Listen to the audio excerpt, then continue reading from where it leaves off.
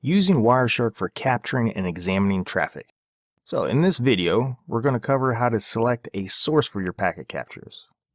So some of the things that we'll learn, we're going to learn how to select an interface for the packet capture you're going to use. We're also going to learn how to import packet captures from other external devices, whether you have another computer that's capturing packets or if you have a third-party device or something like that captures packets and stores them in a file. You may want to use Wireshark to review those files. And lastly, we're going to learn how to manage and packet captures and how to open them as well, and what we can do with storing them as well. So, capture settings. So there's three things to be aware of when you're setting up capture settings. The first one is the input. Where will you get the packets from? What interface are you going to select to capture packets from? The second option is the output. What will happen with the packets that you capture? What are you going to do with them? Where are you going to store them at? Are you going to store them in memory or automatically have them saved to a file location somewhere? And third is options. The display settings for what will happen when you view packets. So are you going to have it automatically do some sort of name resolution, or what are you going to do? How are those packets going to be formatted for you to view later? So let's go over input settings first. The first thing we want to know is where are we going to capture live packet data from, which network interface. And you can see in this screenshot that I have here, there's a number of different network interfaces that are on this computer. And you can see the one that we have highlighted here is the Wi-Fi one. So if we were just to start capturing packets right from this, we would be selecting the Wi-Fi interface to capture packets from. So depending on your scenario on how you want to capture packets, you may want to select different interfaces. So you just kind of have to know which interface you want to capture data from. So that's kind of important depending on how you want to use it. So your use case scenario may change, and that would decide which interface you'd want to use when you're capturing packets. And then also, you can import packets from text files of packet data. So if you have another device, like a firewall or something that is capturing packets, you can take those packet capture files from that firewall and then import them into Wireshark and review them from there as well. Those are some of the different settings and some of the different sources that you can use for packet captures. Now, the output settings. One of the things also to be aware of is what are you going to do with those packet captures once you capture them? Are you going to save them to a file automatically, or are you just going to have them stored in memory? By default, Wireshark just stores packet captures in memory when you first install it. But you can also have it set up to automatically save those files once you start capturing packets. There may be many cases in which you want to do something like that. Maybe you want to do that automatically. Maybe you periodically want to capture packets and just have them stored for viewing later on. You can do stuff like that with Wireshark. Also, you need to select what kind of output format you want those files to be in. By default, Wireshark uses the next generation PCAP file format. The previous format is just PCAP. Many devices still kind of use that format, but it doesn't really matter. Wireshark will open either one regardless of the format. But when you're capturing packets from Wireshark, you probably most generally want to use the next generation version of it, the PCAP NG. And that's because this file format is more flexible, offers a lot more extensibility. It's a more flexible, better, newer file format. Okay, so now let's talk about the option settings. So there's some different display options for captured packets. So first off, if you look here, we have two different columns here under the option settings. In Wireshark, you have the display options, and underneath here, these are default settings that come with Wireshark when you just do a new installation. So I haven't changed anything in here, but let me just talk about some of these different options here. So here, these first two options, the update list of packets in real time and automatically scroll during live packet captures.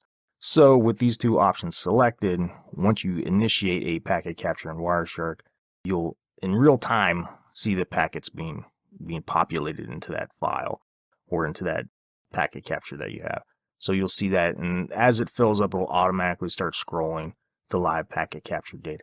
If you turn those off, you're not going to see anything go through in the main interface in Wireshark when you're capturing packets. You would just see the information when you're done capturing packets. So, but it's kind of useful to have those selected because then you know you're capturing packets. You can kind of see what's happening. So I kind of would recommend having those on there. In most cases, you want to use the default options in Wireshark. One of the things that you may want to change, though, is over here in name resolution. By default, just the resolved MAC addresses is selected. But if you like to use and if you like to know the network names of devices that are being captured on your network, you can check this.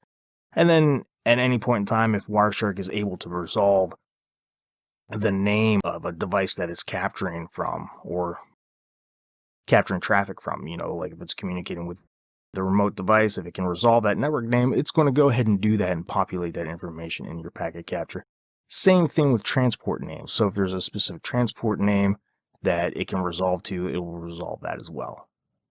And lastly, under options down here at the bottom, we have stop capture automatically after, so many packets, after so many files, after the file gets so big. So what you can do is if you want to have just so many packets captured, like maybe you want to capture, say 100 or 1,000 packets, and you don't want to go beyond that because maybe your network's busy and you don't want to fill up your hard drive or anything like that. So what you could do is just select this option there and go back and have it checked and then start the packet capture from there. So once the packet capture reaches, say, a predetermined amount of packets, like 1,000 packets, it will just stop that packet capture. Okay, so let's go ahead and get started and show you how to set up different interfaces in Wireshark for capturing packets. When you first launch Wireshark, one of the things that you'll see here is you'll see a number of interfaces that are connected. In fact, anytime you open up Wireshark, it'll show you whatever interfaces are currently available for you to use. For our purposes here, the only one that we're going to really use is the Wi-Fi interface because that's the only one that's currently connected. And that's the only one that would provide us any kind of meaningful information is that one. But I also wanted to show you other places where you can actually select an interface once you already have Wireshark open. So if you decide that you want to capture from a different interface while you have the Wireshark application running. So first off, let's go under capture, and under here you can see there's options right here. You can also get to the same location by clicking here in the toolbar as the same symbol, but we'll just click it from here for right now. And let me see, that opened up on another window. So let me drag that guy over here. And from here, you can see we have 3 different options here across the top. We have input, output, and options. So from input, we see a lot of the same things that we see when we first launch Wireshark.